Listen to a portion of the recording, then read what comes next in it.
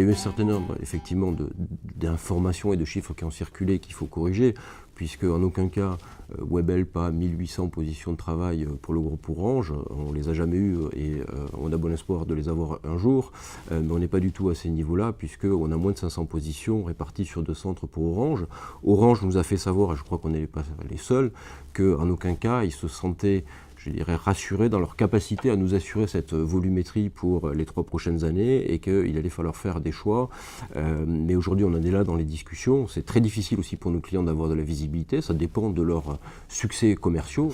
Ce qui est sûr, c'est qu'on est en discussion avec Orange comme avec tous nos autres clients qui sont confrontés à cette baisse des besoins. On travaille en bonne intelligence et en étant, je dirais, très respectueux des enjeux sociaux qui se jouent. C'est le cas, je dirais, de notre client Orange et de l'intégralité des clients dans cette filière. Je pense que tout le monde a à cœur de bien faire les choses, même si c'est compliqué et c'est jamais des choix faciles.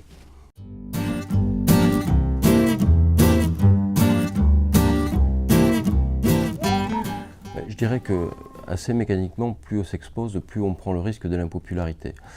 Dans le cas présent, on aurait souhaité éviter la médiatisation de cette affaire, et d'ailleurs on a tout fait pour l'éviter.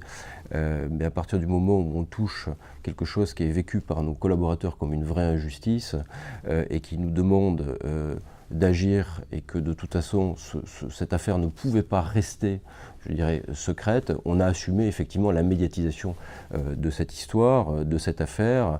On l'a assumé parce que nous-mêmes avons pris la parole dans les médias. Tous les jours, on dit à nos collaborateurs que la seule garantie, la seule vraie pérennité de leur emploi, c'est la qualité du travail qu'ils fournissent. Et quand vous avez des équipes qui, tous les jours, depuis plusieurs années, depuis 6 ans exactement, rendent une copie absolument parfaite, reconnue par le client depuis 6 années, et que du jour au lendemain, pour des raisons un peu obscures liées au code des marchés publics, on se retrouve là pour le coup déréférencé avec des enjeux sociaux forts, il est de la responsabilité d'un patron et des chefs d'entreprise de soutenir et d'appuyer ses collaborateurs qui sont directement touchés.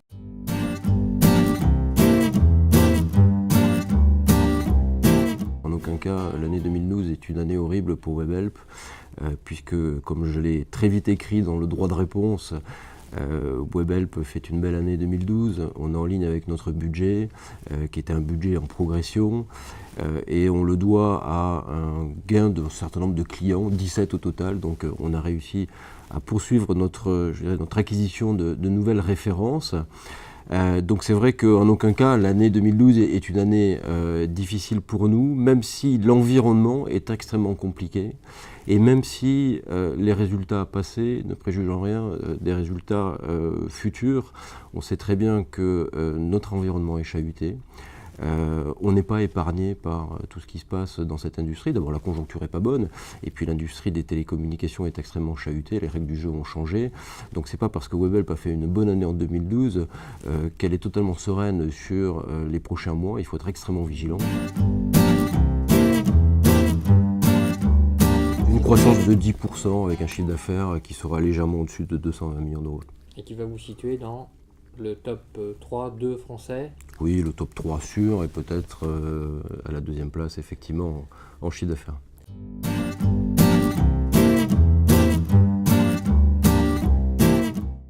C'est toujours plus difficile de continuer à progresser quand on est dans le top 3 que quand on débarre ou quand on est un petit acteur. On prend le risque après de croître à la vitesse en fait, du marché, et en l'occurrence le marché il n'est pas forcément en train de croître. Ça n'a pas été le cas de l'année 2012, ça ne sera certainement pas le cas de l'année 2013. Donc il faut aller chercher des relais de croissance. Donc il y en a dans nos métiers, dans la grande sphère de ce qu'on appelle le BPO. On fait du CRM, mais on peut faire autre chose. C'est un premier relais de croissance. Webhelp a aussi comme vocation de s'internationaliser, d'exporter son savoir-faire et de devenir une marque beaucoup plus globale, beaucoup plus internationale et dans un premier temps au moins européenne. Et puis je crois beaucoup à l'investissement et à l'innovation dans nos métiers. Il faut qu'on continue à être créatif.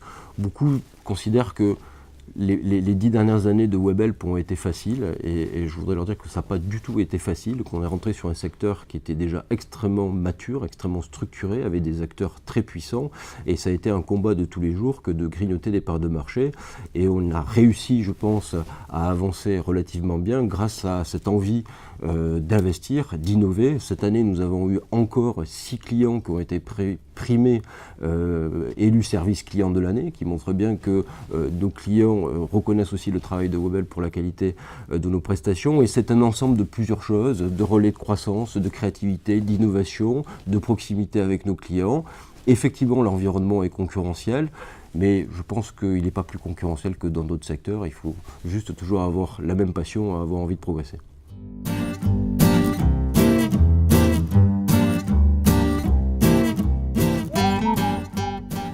Je suis assez critique en fait, parce que je pense qu'on passe à côté d'une très belle opportunité en France. Il y a 300 000 opérateurs de centres d'appel en France pour une population de 65 millions d'habitants. Il y en a entre 700 et 800 000, je crois, en Grande-Bretagne pour une population à peu près identique. Si on prend les chiffres de l'Allemagne ou des États-Unis, on arrive à peu près au même ratio. Donc la France est à la traîne. La France n'a pas capturé le potentiel de croissance de cette filière. La question qui est derrière, c'est pourquoi et que peut faire la puissance publique pour effectivement dynamiser ce secteur. Nous avons des problèmes structurels en France de coût du travail. Il ne faut quand même pas oublier que l'heure de production de centres d'appel en France est la plus chère au monde. Il n'y a pas un pays qui produit plus cher que nous. Donc on coûte cher à nos clients. Donc c'est un frein à l'expansion et à la demande, c'est indéniable. Nous avons un droit du travail d'une extrême rigidité qui n'est absolument pas adapté à une industrie qui est une industrie avant tout de main-d'œuvre et une industrie qui a besoin de flexibilité et d'agilité parce que la demande est par nature erratique.